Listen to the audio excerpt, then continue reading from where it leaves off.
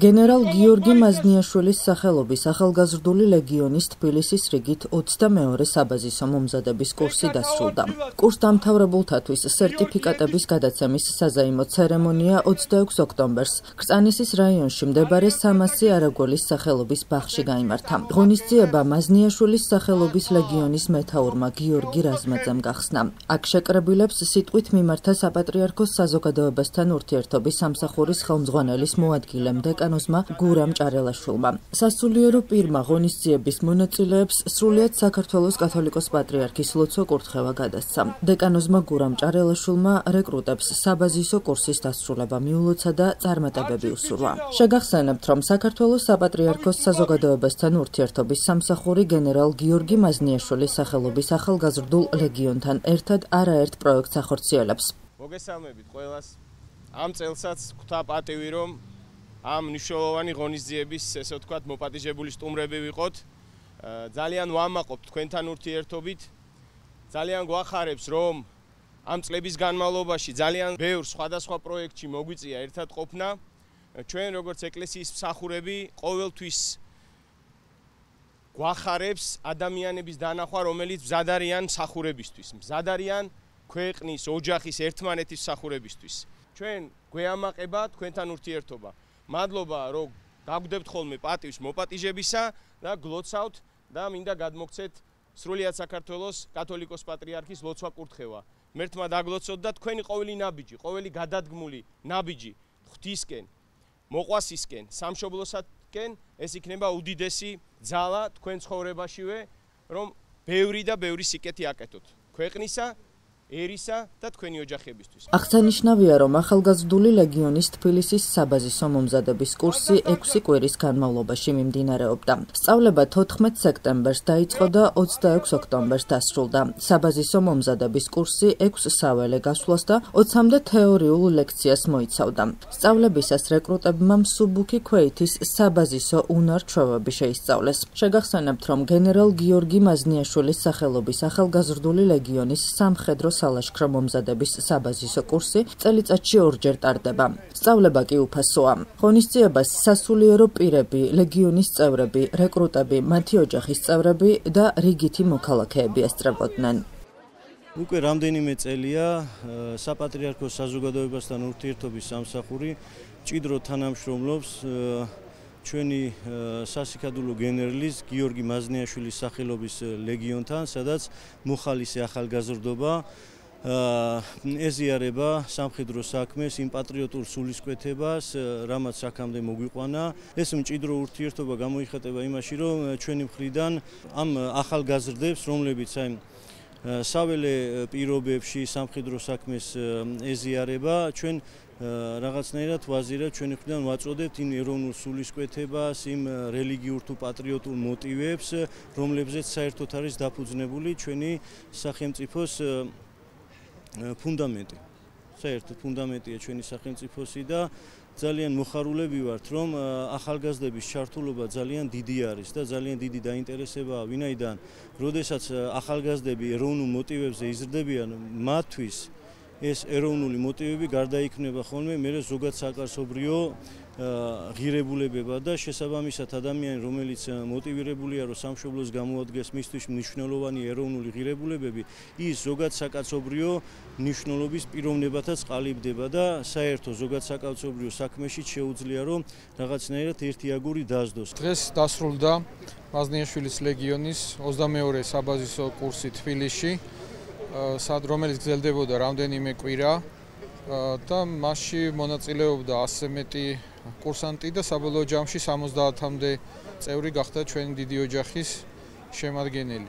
რეკრუტებმა გასული 6 კვირის განმავლობაში შეისწავლეს პირველი დახმარება, შეისწავლეს სალაშქრო საქმე, თუ რა შემთხვევაში როგორ უნდა მოიქცნენ, რა აღჭურვილობა ჭირდებათ ნებისმიერ სიტუაციაში. სხვა სამხედრო მიმართულებები, როგორც არის გადაადგილება, მანევრირება, საპატრულო ბაზის მოწყობა და ასევე ტოპოგრაფია და ასევე სამთო მომზადებაც. ვფიქრობ, აღნიშნული მასალა, რაც მათ გაიარეს, დაეხმარებათ მათ ყოველდღიური ცხოვრების გაუმჯობესებაში, სხვანაირად შეხედავენ ბევრად უკვე სიტუაციას და ნებისმიერ რთულ მომენტში შეუძლიათ, რომ უკვე კარგად გამოიყენონ ის ყველა თვისება, და უნარები, რაც მათ ამ გასული 6 კვირის განმავლობაში შეიძინეს.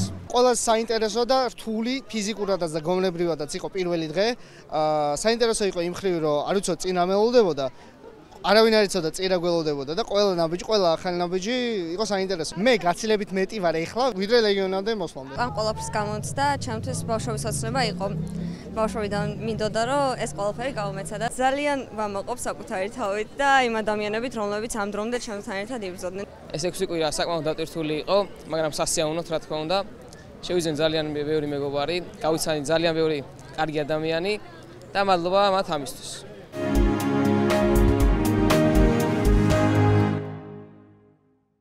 გრაგნილი ხელნაწერების ინტერდისციპლინური კვლევა. ამ სახელწოდების პროექტის წარდგინება გაიმართა. ღონისძიება საქართველოს ხელნაწერთა ეროვნულ ცენტრში შედგა. პროექტი წარმოადგენს საქართველოს სიძველეთ საცავებში, კერძოდ ხელნაწერთა ეროვნულ ცენტრში, საქართველოს სახელმწიფო არქივსა და ქუთაისის ნიკო ბერძენიშვილის სახელობის ისტორიული მუზეუმის ფონდებში მე-12-მე-19 საუკუნეებში შესრულებული გრაგნილი ხელნაწერების ინტერდისციპლინურ კოდიკოლოგიისა და ხელნაწერის რესტავრაციის დარგებში შესრულებულ კვლევას. პროექტი ლიტერატურულ გრაგნილებს განიხილავს როგორც გვიანი შუა საუკუნეებისა და ახალი დროის სოციალური და რელიგიური ურთიერთობების მნიშვნელოვან წყაროს. როგორც ღონისძიებაზე აღინიშნა, ჩატარებულმა კვლევამ გამოკვეთა შესასწავლი გრაგნილების საეკლესიო და საერო მიმართულებები. ორგანიზატორთა განმარტებით კვლევის ერთ-ერთი მნიშვნელოვანი მიზანი იყო ხელი შეეწყო კულტურული მემკვიდრეობის დაცვა-აღრიცხვის პროცესისთვის. ამ მიზნით გამოიცა კატალოგი.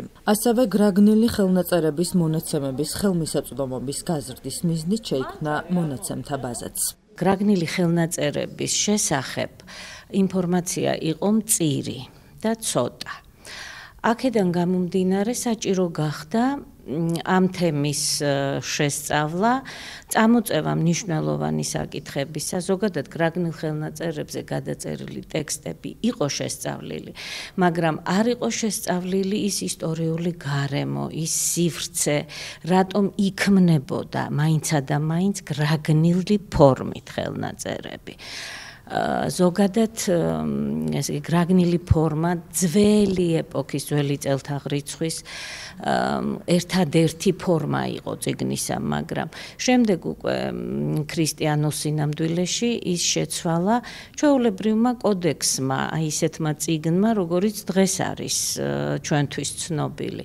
მაგრამ შუა საუკუნეებში ისევ შემოდის ეს გრაგნილის ფორმის ხელნაწერები და მასზე გადის სასულიერო ჟანრის თხზულებები. კონკრეტულად განსაკუთრებულად მნიშვნელოვანია ის, რომ ჟამისწირვები, ბასილი დიდისა და იოანე ოქროპირის ჟამისწირვების ტექსტები. ტექსტები გამოცემულია ზოგადად და ცნობილი იყო საზოგადოებისთვის, მაგრამ აი მაინცა და მაინც რატომ გრაგნილის სახით, რატომ შედიოდა ის ეკლესიაში.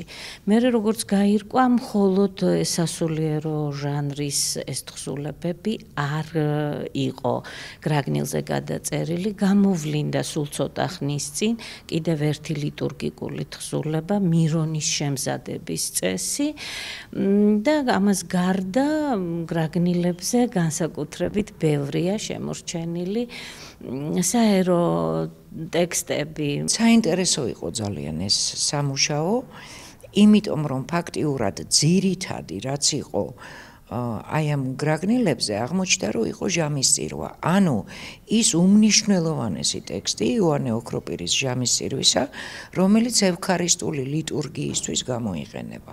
და აღმოჩნდა, რომ ყველა ეს ჟამისწირვა გრაგნილებზე მე-14 საუკუნეშია გადაწერილი და ფაქტობრივ არის ყველა ტექსტ შორის რაღაცა განსხვავება იმ მარტივი მიზეზის გამო, რომ თურმე ეკლესია ძალიან ყურადღებით ადევნებს თვალს სოციუმის განწყობილებებს, სოციუმში არსებულ რაღაცა ცვლილებებს და ცდილობს, რომ შექმნას ისეთი ტექსტი, რომელიც მოიყვანს მრევლს და აინტერესებს და მიიყვანს იმ თავარ აზრამდე, რაც ამ ტექსტში დევს. აი ამისი დანახვა იყო ძალიან საინტერესო ჩვენთვის.